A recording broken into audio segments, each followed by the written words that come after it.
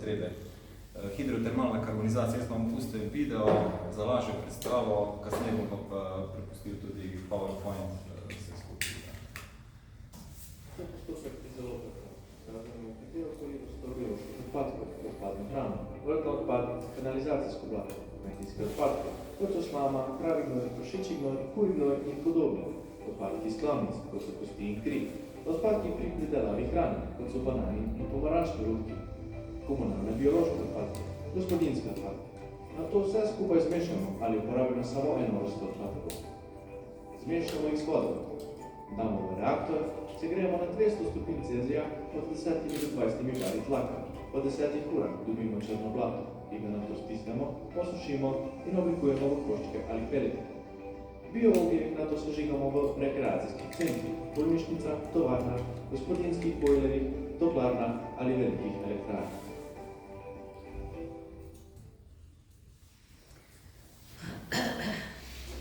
Tako, to je en kratek intro, da sploh vemo, o kakšni tehnologiji govorimo. V bistvu gre za projekt hidrotermalne karbonizacije, krajše HTC, ki predstavlja odgovor na vprašanje, kako iz odpadkov ustvariti nekaj koristnega, kot so toplota, hranila in nov vir energije. Ta predstavitev temelji na projektni nalogi, ki sem jo pripravil v okviru programa EUREM pri Inštitutu Jožef Štefan in predstavlja konkretno smer razvoja, ki je izvedljiva in predvsem potrebna. Kaj je hidrotermalna karbonizacija? Krajše HTC posnema naravni proces nastanka oglja, tisto, kar v naravi traja milijone let, tukaj lahko poteka v nekaj urah. Gre za postopek, ki deluje v vodni fazi, kar pomeni, da lahko neposredno obdelujemo mokre materiale, kot je komunalno blato, ki je brez potrebe po sušenju. Tu je velika prednost, saj prihranimo ogromno energije in postopek traja pri temperaturi 200 stopinj in pod visokim tlakom. Kot je prej v videu bilo omenjeno, cikl traja od 6 do 10 ur, lahko tudi več, odvisno od vsebnosti hidrooglja, ki ga želimo pridobiti. Zraven še se proizvaja procesna toplota in vodo, ki je potem obogatena tudi z dušikom in je tudi možno pridobiti. Omenil bi tudi fosfor, to je tudi taka surovina, ki se bo v bodoče tudi o njej veliko govorilo, katero bi tudi morali potem pridobivati z zgorevanjem naknadno. Danes se odpadno blato iz naše regije večinoma obdeluje zunaj, kar pomeni, da ga ne izkoristimo kot lokalni vir energije in hranil. Že desetletja smo delovali z močnim zaledjem premogovnika Velenje in Tež. Ta sistem nam je zagotavljal toploto, stabilnost in na njem je slonel gospodarski in družbeni utrip doline. Prihajajoča tranzicija zahteva, da začnemo razmišljati tudi drugače, da tisto, kar velja zdaj za odpadek, prepoznamo kot novo priložnost. Velike količine blata je treba vsako leto obdelati in če to naredimo z ustrezno tehnologijo tukaj, lahko iz nje pridobimo toploto, hranila in še marsikateri vir. Tehnologija HTC nam pri tem ponuja odlično rešitev, konkretno možnost, kako iz odpadka ustvariti korist, zmanjšati emisije in hkrati okrepiti energetsko samozadostno regijo. Projekt, ki ga predstavljam, temelji na realnem scenariju obdelave 20.000 ton mokrega blata in iz tega nastane okoli 3.400 ton hidrooglja, katerega energijska vrednost znaša približno 5 MW na tono. Skupaj to pomeni 17 GW toplote letno, kar je dovolj za pokritje skoraj tretjine potreb po sanitarni topli vodi, tako bliže tega. To ni obrobna rešitev, to je konkreten vir toplote, ki lahko razbremeni sistem daljinskega ogrevanja in pokrije manjši del lokalnih potreb. Skupni finančni učinek projekta je ocenjen na približno 3 milijone evrov, kar vključuje prihranke, pripravo prodaja hidrooglja, fosforja in prihodke obdelave materijala. Kar je ključno, da projekt ni le ideja na papirju, temelji na dejanskih primerih dobre prakse, kot jih poznajo na Švedskem, Nemčiji, Španiji in trenutno se razvija tudi v Italiji. Z dvema od teh smo bližje tudi v kontaktu, ampak smo malo, smo rekli, zamrznali ene zadeve v obisku teh dom. Cilj projekta so jasni in segajo od same tehnologije. Najprej tu energetski vir ustvariti stabilen, zanesljiv, CO2 neutralen vir toplote, ki bo deloval vso leto. Tudi takrat, ko obnovljivi viri, kot sta sonce in veter, ne zadoščajo. Potem je tu okoljski cilj zmanjšati količino odpadkov, zmanjšati emisije toplogrednih plinov in s tem narediti konkreten korak v smer krožnega gospodarstva. Nenazadnje, tu je še družbeni cilj omogočiti prestrukturiranje regije na način, ki ne bo temeljil na izgubah in zapiranju, ampak na prenosu znanja, novih kompetencah in sodelovanju lokalnega okolja. Gre torej za projekt, ki združuje vse ključne vidike, okolje, gospodarstvo, skupnost in energijo, ki jih povezuje eno celoto. Investicija in postavitev takšne HTC naprave je ocenjena približno na 16 milijonov evrov. Ta znesek vključuje vse od tehnološke opreme, gradbenih del, dokumentacije pa do zagona.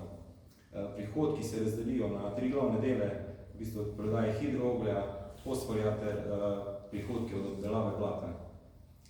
Zaradi nižjih stroškov obratovanja in bistveno manjših stroškov transporta in energije se investicija povrne v manj kot 5 letih.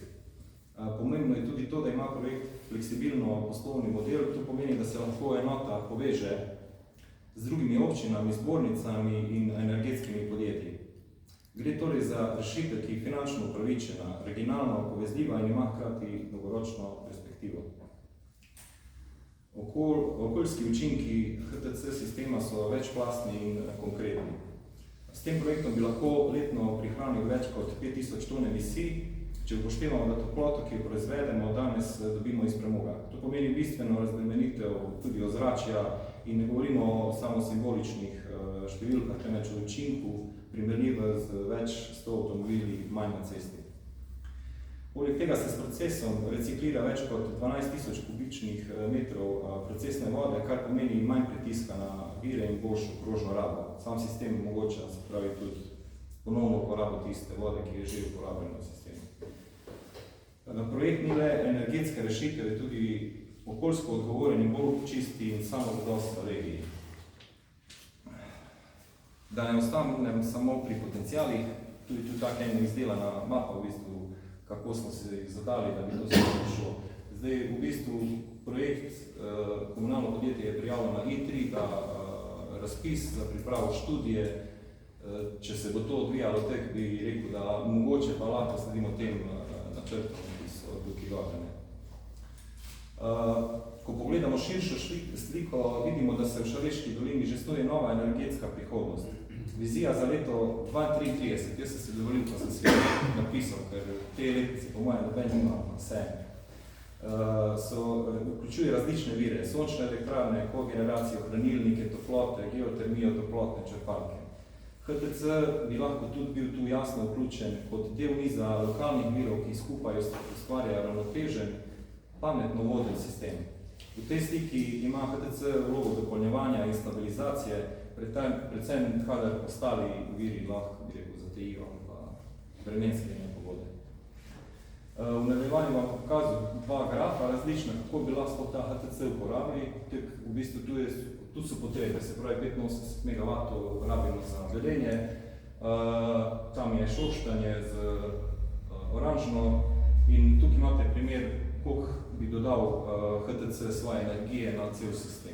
Spravi, da vidimo, so velike potrebe, tako da nisem ta del. Jaz s profesorjem smo razmišljali bolj tako, da če to razdelimo na to ogrevalno sezono, bi lahko pokrivali več mesecev, ali pa da rečemo mogoče samo 2 meseca. Lahko tudi čez celo leto, pa to mislim, sanitarno toplo vodo pokrivamo. In če na koncu pogledamo še širše, koliko blata sploh imamo v Sloveniji, kažejo podatki na več kot 140 000 ton blata letno. Sama Savinjska regija ima več kot 20 000 ton, kar je osnova za delovanje ene HTC enote. To ni le pilotni projekt, ampak kot resno energetska rešitev in če to povežemo z ostalimi regijami, lahko govorimo tudi o državni energetski mreži za odpadke in to brez dodatnega onesnaževanja. Mislim, meni stvari se ne bomo mogli ognati, to so pa prevozi in te zadeve, ampak če gledamo na širše, je pa to tudi en od načinov, ki bomo morali pač nekje zamržati. HTC ne prinaša samo tehnologije, prinaša tudi novo perspektivo za ljudi, predvsem za tiste, ki bodo v prihodnjih letih izgubili delo zaradi opuščanja premoga. Takšna naprava omogoča zaposlitev tehnikov, operaterjev, vzdrževalcev, torej profilov, ki jih že imamo v svoji regiji. Predvidevali smo okoli 12 do 14 ljudi bi lahko tako dodano vrednost na to delovno mesto dobili. Obenem se z razvojem takega sistema krepilo tudi lokalno znanje, spodbujanje sodelovanja med podjetji in nove priložnosti za vključevanje mladih. Dolgoročno gledano, HTC ni le naprava, je model, kako lahko ohranja svojo energetsko vlogo in preoblikuje v trajnostno zeleno zgodbo. Projekt je več kot energetska rešitev, je način, kako lahko energetske odpadke spremenimo v priložnost, kako izzive regije preoblikujemo v razvojno prednost in kako povežemo okolje, gospodarstvo in ljudi. Tehnologija je preverjena, finančno izvedljiva in pripravljena na uporabo. Imamo znanje, imamo potrebe, zdaj potrebujemo le še povezovanje in odločnost. Če želimo, da bo prehod iz premoga resnično pravičen, moramo začeti ustvarjati nove zgodbe. HTC je ena izmed njih, konkretna, trajnostna in naša. Res verjamem v njo in upam, da se bo vsaj en del tega lahko v naši dolini kaj zapeljalo. Če ste za, jaz bi vam še dovolil en video, traja sicer 7 minut, je iz 2011, ki so ga v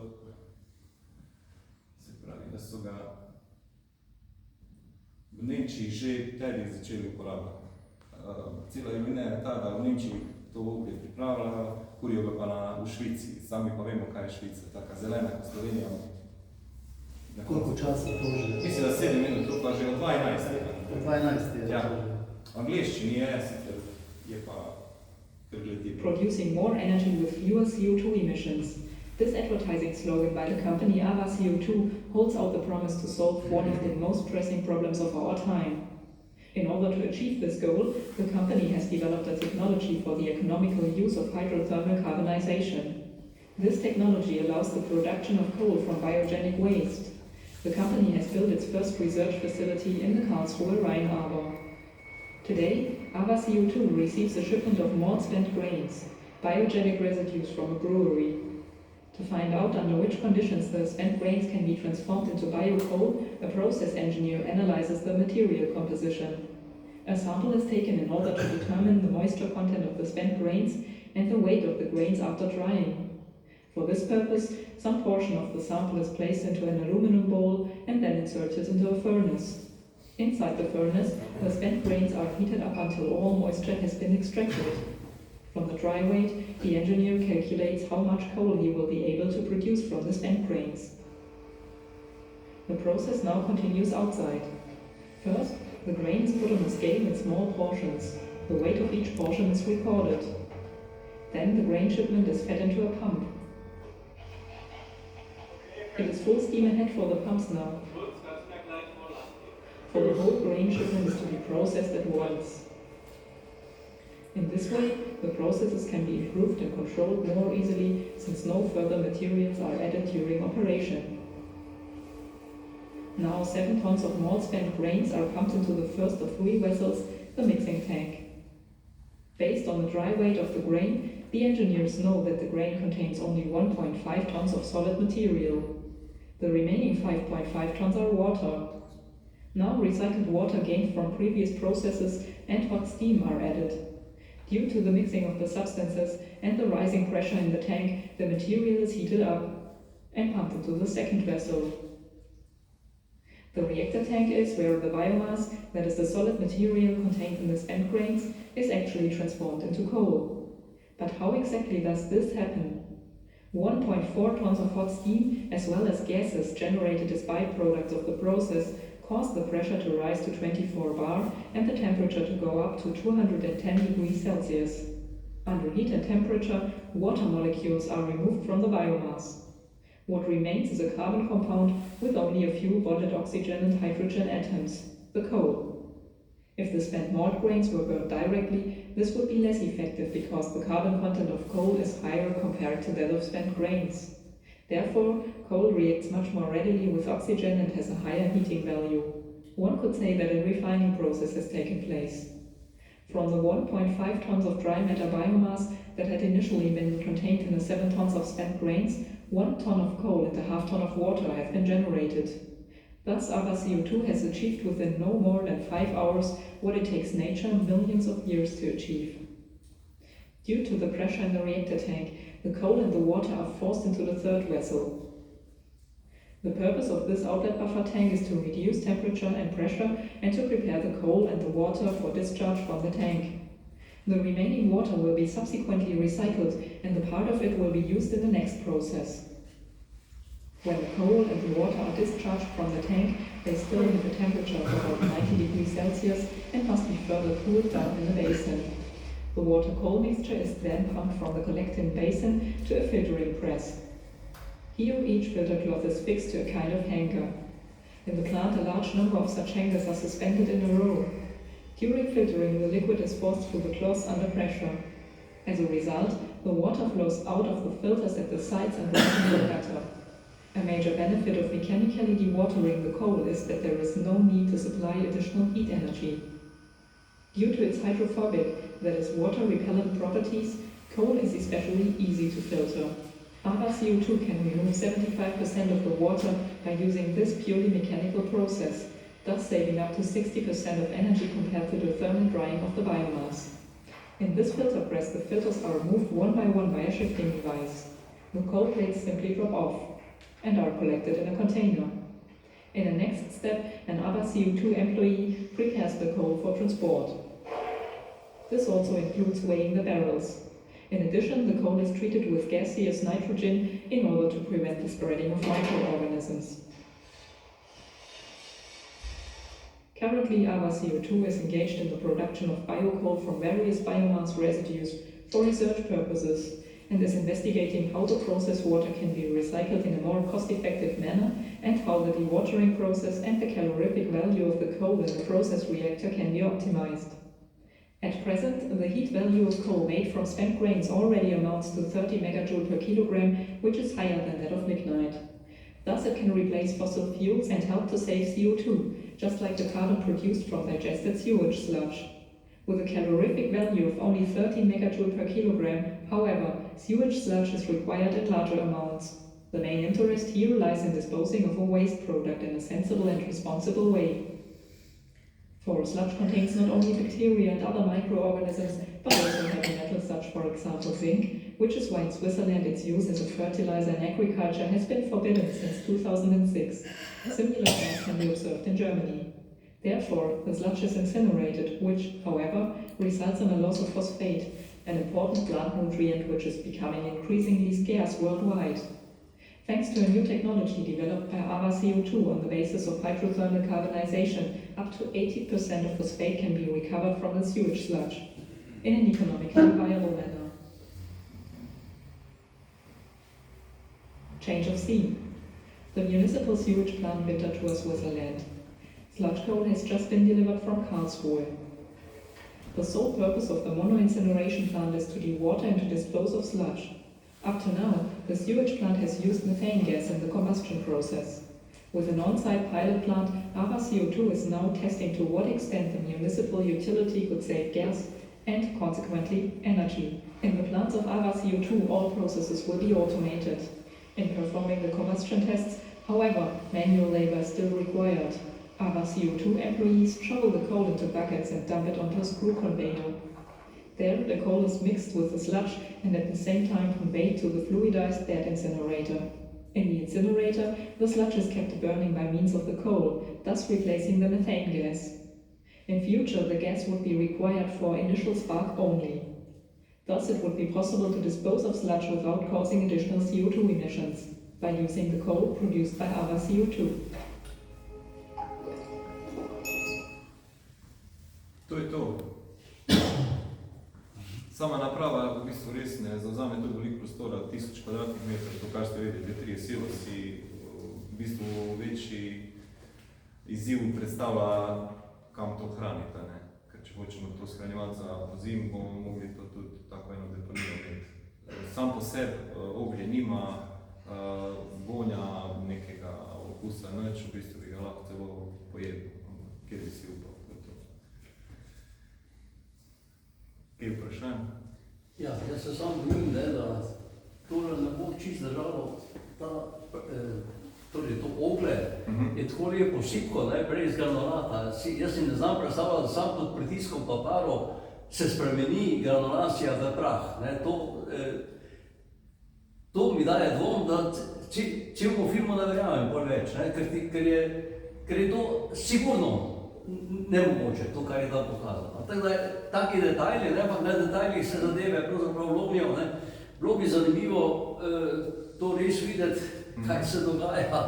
Ja, na Švedskem gor, to je švedske, je podjetje na Finskem, Stora Enso gor, tako eno veliko podjetje, kartonsko, ki se ukvarja z odpadki, ima eno napravo. Druga naprava je na Valenciji, smo imeli dogovorjeno za februar, ampak so imeli te poplave in smo, bi rekel, čisto prekinali stike z njimi. V Italiji je v fazi priprave. Ampak eno stvar je treba razumeti, to, da se gre za 20 000 ton, tam pa njih tudi se večje dela, ker res je zdaj, bi rekel, ekonomsko pogledano, cilja na večje postroje tega. Ker osnovni model je 20 000 ton. Za kaj več, ampak nam se tek mogoče nudi možnost tudi več. Ker vse ste mogoče zdaj zasledili, da se pripravljajo te 3 sežigalnice, pa ne vem, kaj vse v tej smeri. Malo spremljati pa vse to, pa nekje zavzeti neko pozicijo, pa ne bi bilo slabo. Ker to tehnologijo, če jo imaš, si v prednosti čez 10 let, če pa je nimaš, si pa v zamudi, kaj imaš pol od tega. Ja. Ker pol gremo pa vsi gledati v Dunaj, kak ima pa Dunaj, ki je že ne vem, kak dolgo obstaja, pa ne vem, kaj vse. Moramo si dovoliti tudi, ne vem, jaz sem rekel 16 milijonov, res je velik, pa na koncu pa tudi ni, na koncu, če lahko nekaj zapeljamo, tako je treba. Ker tukaj je širitev tudi znanja med mlade, da si tudi lahko mogoče kjer privošči okoli te naloge, kjer zraven naredi pa vse to. Ni samo, da se naredi nek končni izdelek, te kot je. No, jaz sem pravzaprav hotel to reči, da bi mogli si tam pogledati, pa vi zapisati, kaj ste videli. Jaz kaj se, da v študiji je možno dobiti obisk. Še enkrat rečem, čudeži se dogajajo med tem, kaj mi vidimo na filmih, pa kaj se v realnosti dogaja. Da ne govorim, da Kopro, to smo se že videli vedno, da ne dela, ta sežigalnica blata, ne funkcionira. Mislim, moramo tu še dati faktor Balkana, to ni zdaj, mi imamo dejansko probleme, pri nas nekaj ne gre, kar druge funkcionira. In si ne znamo to razložiti, to ni tako enostavno. Treba je vedeti, kje so problemi, da se lahko nekaj napiče, ampak pravim tule, v tem konkretnem primeru je pa treba dejansko na svoje oči, svojimi rokami občutiti, videti, kaj se dogaja. To bi bilo zelo verno in to ne košta nič.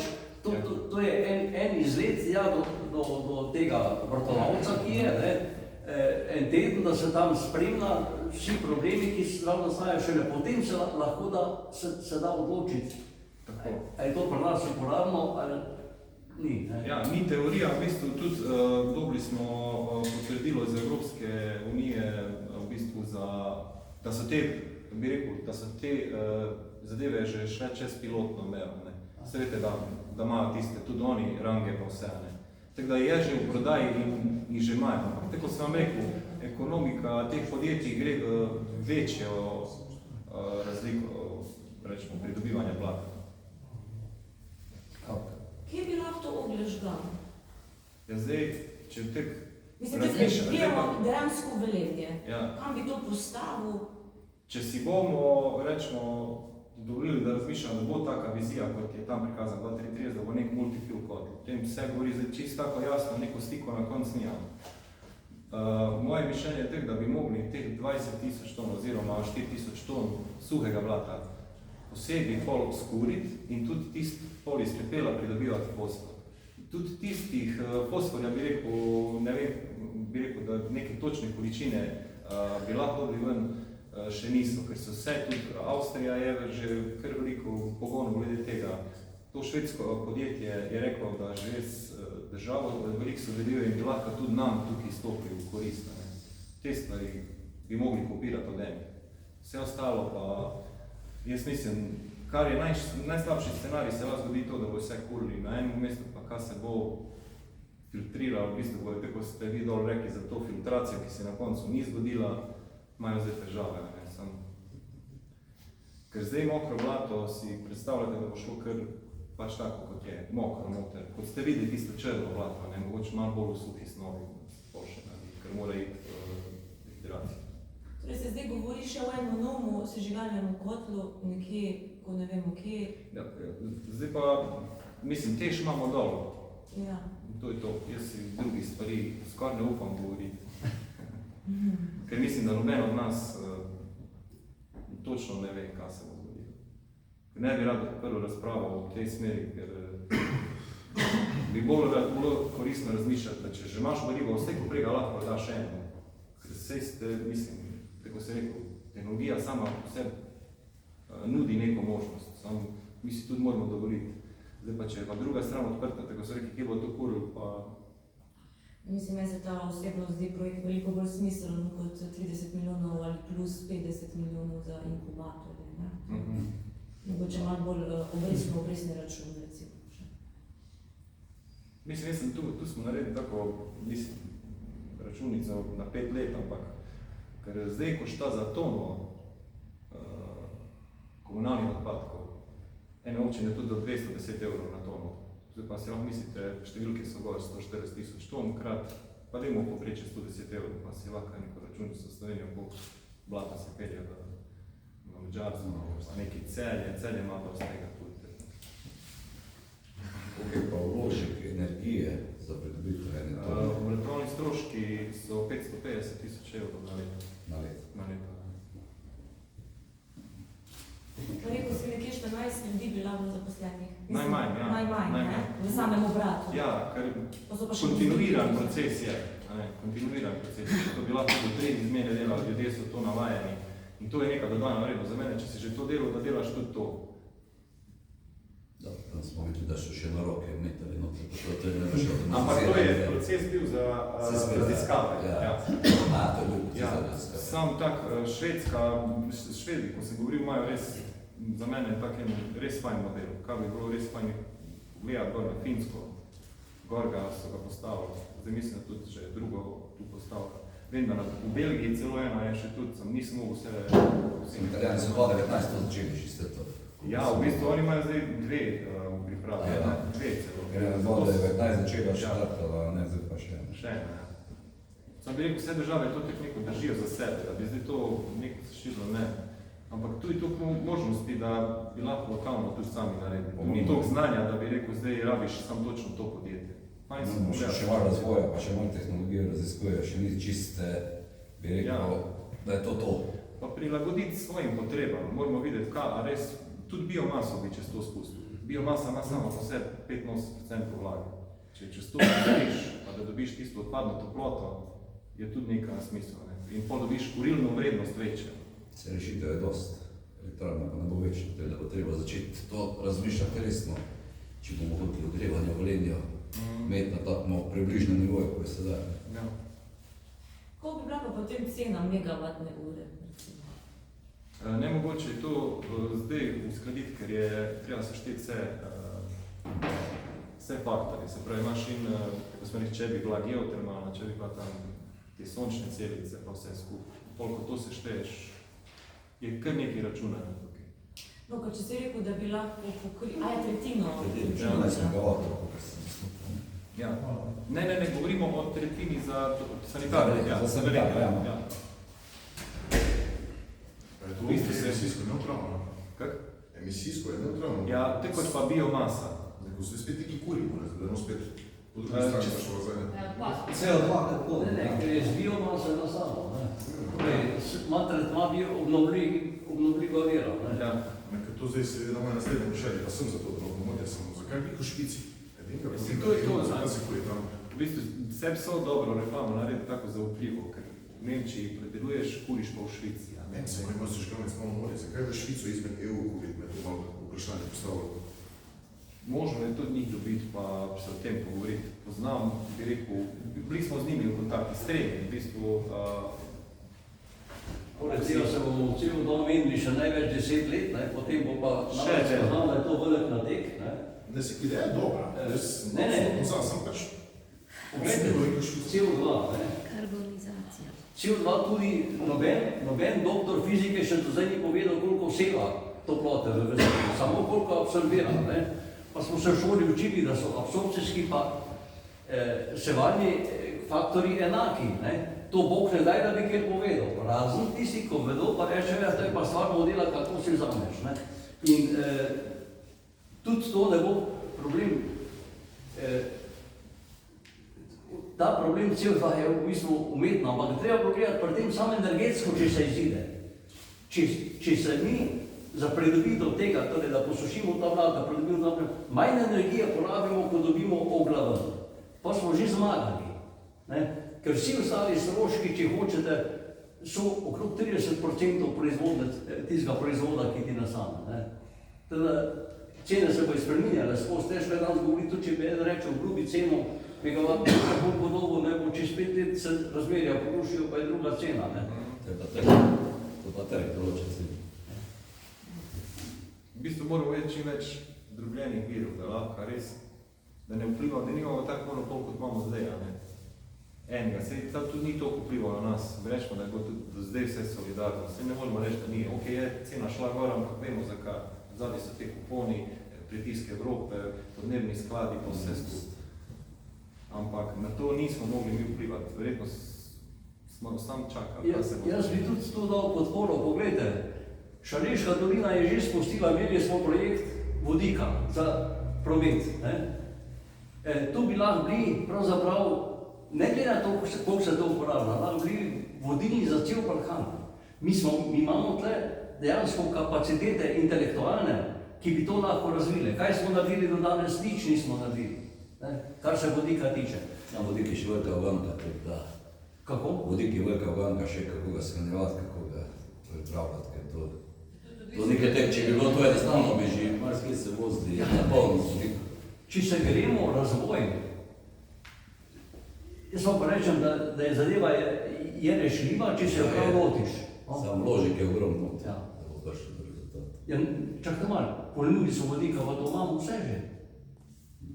Ja, Šoštanju. To so ne samo priprave, razvojne projekte so, Kako? razvojne projekte kar pripravljene, smo te avtobuse že naročili. Jaz so tudi, ja, sem za svoje potrebe tisto. Šoštanje je bila tehnologija proizvodne vodika odlično rešena. Tako da je bila Šoštanj še prodajal vodik drugim porabnikom.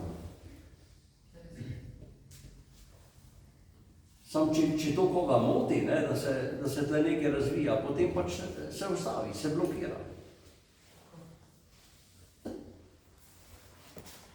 Tudi, če hočete, ta Bandl, ki je bil finančni minister Holdinga Slovenije, on je na Tešu 6 zaslužil 450 milijonov.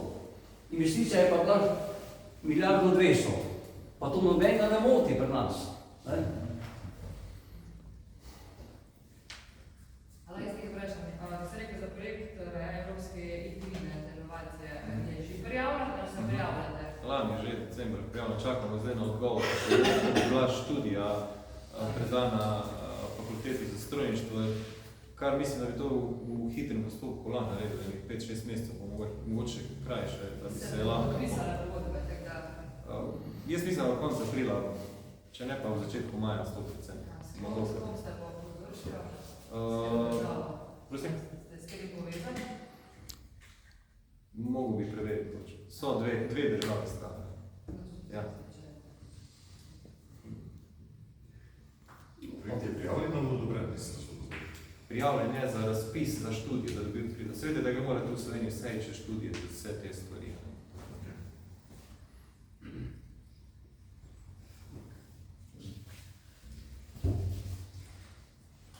To je to. Ja, vredno, hvala lepa. Hvala.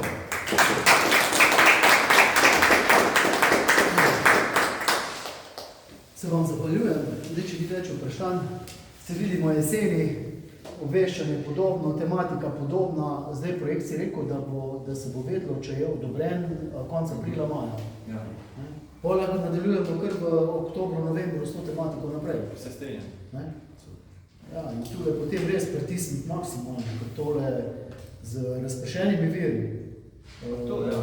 Sej mi nismo proti Ne samo za sončnim, sej eno, nobeni seveda proti ne, tega, ne, ampak ja. dajmo pol, dobro se ona je tudi fajn dala vprašanje, koliko bo tisto megavatnice, koliko bo, rečemo, kaj bo vse Ja, odviril.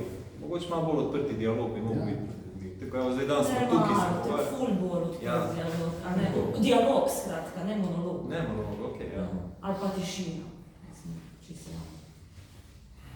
Redu, hvala lepa. Hvala, enako. Okay. Se vidimo.